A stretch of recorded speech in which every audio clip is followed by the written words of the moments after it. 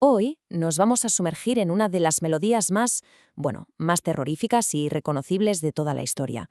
Hablamos, como no, del Dies Irae. A ver, si tuviéramos que ponerle música al fin del mundo, ¿qué sonido se nos viene a la cabeza? Seguramente estas notas que suenan de fondo nos suenan, ¿verdad? Es que es un sonido que casi sin darnos cuenta hemos asociado al terror, a lo inevitable, al mismísimo juicio final. Bueno, pues vamos al lío. Esta melodía, claro, tiene un nombre. Es el Dies Irae. Pero, ¿qué es exactamente? ¿De dónde sale todo esto? Pues a ver, Dies Irae significa literalmente Día de la Ira en latín. Y es que es un himno súper antiguo, del siglo XIII nada menos. Se atribuye a un fraile franciscano, Tomás de Celano, que por cierto fue también el que escribió la biografía de San Francisco de Asís. En el fondo lo que tenemos aquí es un poema sobre la Apocalipsis.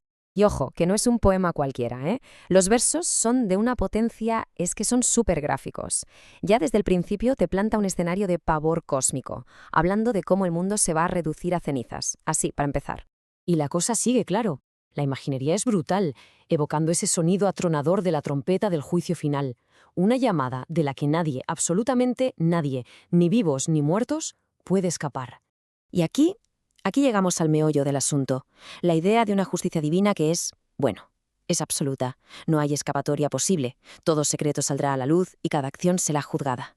El mensaje es de una contundencia que, la verdad, asusta.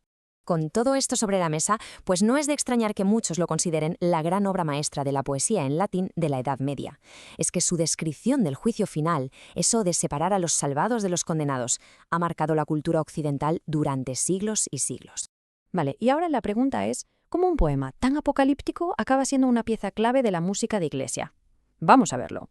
Pues resulta que el Dies Irae se metió de lleno en la misa de Requiem, o sea, la misa que se hace por los difuntos en la tradición católica, que claro, no es como una misa de domingo cualquiera, tiene un tono mucho más fúnebre y una estructura muy específica, pensada para rezar por las almas. Y fijaos en esto porque nos da una idea de su importancia. Durante siglos, el Dies Irae no era algo opcional, era la secuencia, una parte central súper dramática dentro de la misa justo antes del ofertorio. Vamos, que era el momentazo, el clímax emocional de toda la misa de difuntos. Y claro, si hablamos de musicalizar el Dies Irae, hay un nombre que se nos viene a todos a la cabeza, Mozart. Y es que no hay una versión más famosa que la suya, que además viene envuelta en una historia llena de misterio, de tragedia, de todo. La historia es de película. Estamos en 1791, el último año de vida de Mozart.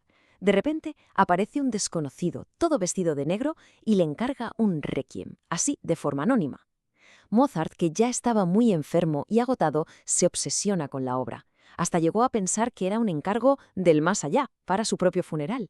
Y lo tremendo es que murió el 5 de diciembre, dejándola sin terminar.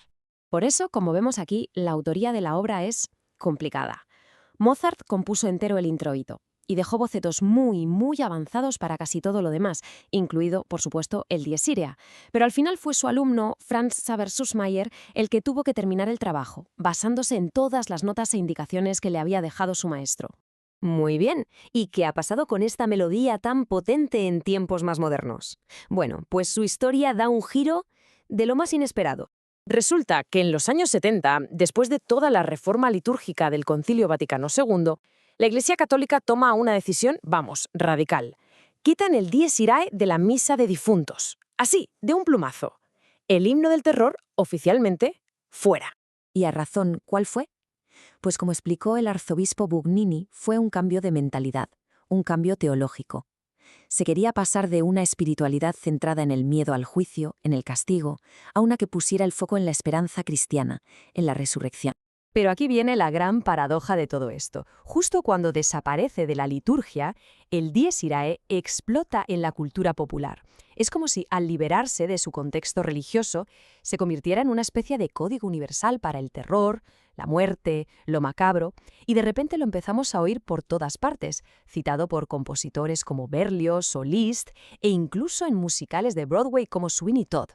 Y todo esto nos lleva a una última pregunta, ¿no? ¿Cómo es posible que un himno de hace 800 años, pensado para inspirar temor a Dios, haya sobrevivido a su propósito original y se haya convertido básicamente en la banda sonora por defecto del terror en el imaginario colectivo? Parece que su poder, desde luego, va mucho más allá de la fe y del propio tiempo.